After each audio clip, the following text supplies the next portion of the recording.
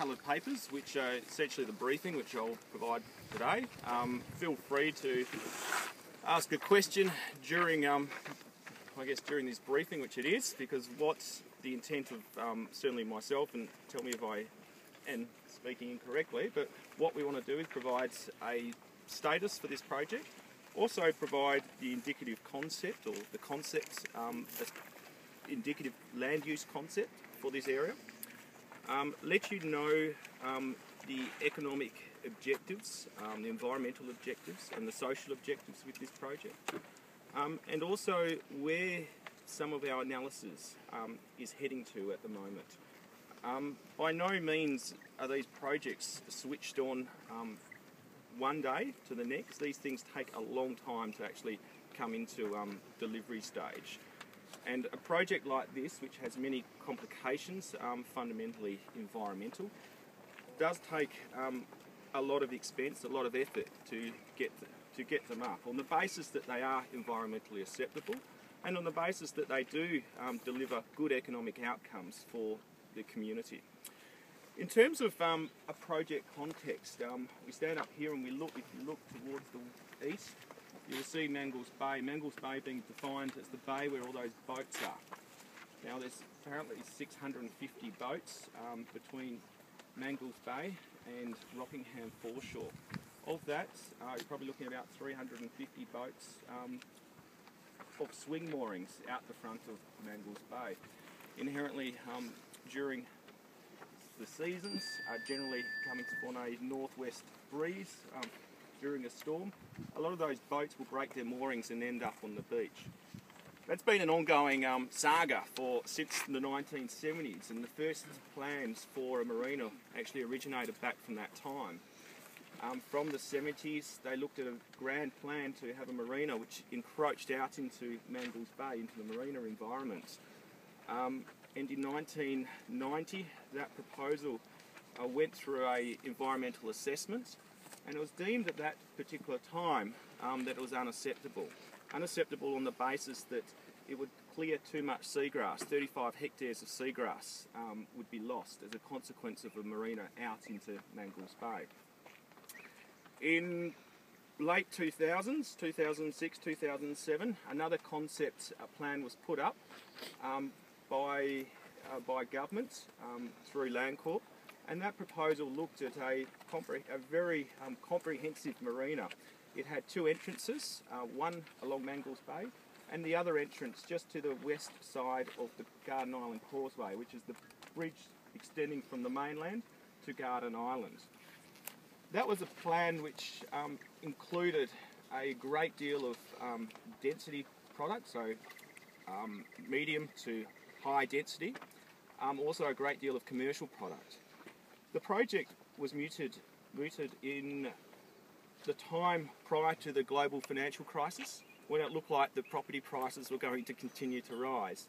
Now there was a fall off, obviously, during the GFC, and as such, we, Cedarwoods, when we were appointed as preferred proponents by Landcorp, looked at an alternative plan, and the alternative plan at the moment is the A3s which you have in front of you. Now the coloured A3s which Glenn has provided.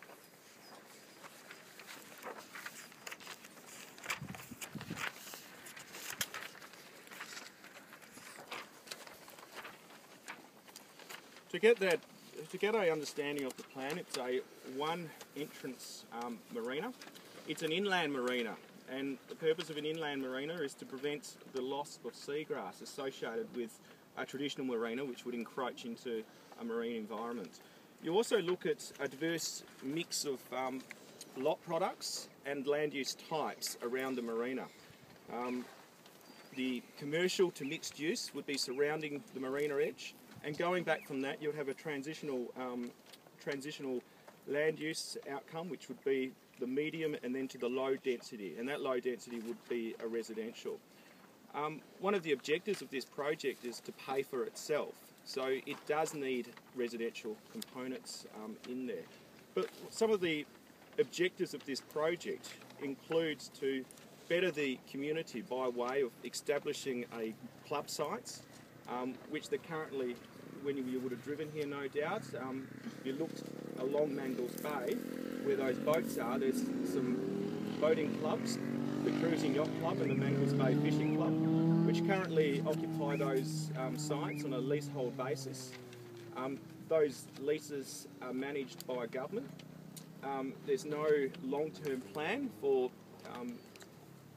having those clubs within that site, and also the degradation and the antisocial behaviour around the Mangles Bay area has led to this proposition occurring.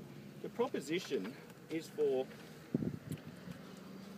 the vision is to ensure a place where the community and tourists alike can come and do what we're doing at the moment, which is embarking from that development to a site here and see the natural surroundings of Rockingham, which has got to offer.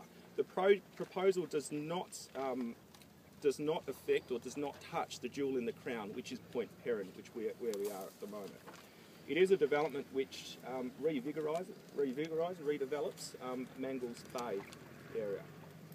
With the other community outcomes which the project is to deliver on, it includes a chalet facility, which is to be a low-cost, family affordable accommodation, similar to what they have in Rottnest, and that's to be an indirect offset to what's currently residing along Mangles Bay, which is a RSL caravan park, and also which is Retired Service League, and also a Aviator Interior Works caravan park as well, which have the people within those caravan parks pretty much have exclusive access to Mangles Bay, and they're also paying pretty much a peppercorn rent, which is a very nominal amount.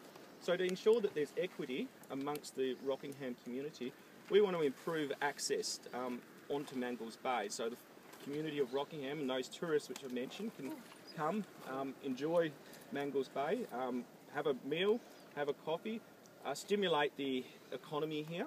And in terms of the stimulation of the economy, we're looking at a economic study at the moment, or assessment, which indicates there'll be about 460 odd employment opportunities associated with this development.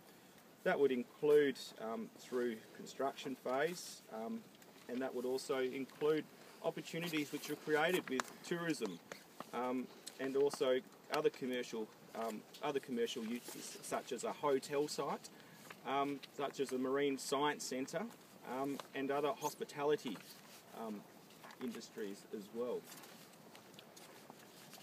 The reason this project has taken a long time, as Glenn said, in 2010, Cedarwoods was announced the project proponent, is that we need to ensure and demonstrate to the relevant agencies that this project can be undertaken on an environmentally sensitive basis. And by that, we need to ensure that all the impacts which are occurring associated with the marina can be either managed, can be mitigated, or can be offset. And the way the process goes through the environmental approvals is that you're required to undertake a public environmental review document which lists all of the environmental values, and against those environmental values you investigate what those impacts are likely to be from the marina. And where there's impacts, you determine how to best manage them, or, as I said, mitigate or offset. An example of this would be seagrass. Even though the marina is a inshore marina, there is 5 hectares of seagrass which would be removed as a consequence. And for the loss of 5 hectares, the project has committed to replant at least 10 hectares, so a double of seagrass within Mangles Bay. The marina has also been going through the public environmental review process, has redesigned the marina entrance to ensure that we have the optimal amount of flushing that goes from the marina into Mangles Bay. It's also been designed as not to impact some of the important environmental values surrounding the area, such as Lake Richmond, which Lake Richmond is a substantial, I'm not sure whether you saw it, which is a substantial freshwater lake that has an ancient life form with thrombolites in them.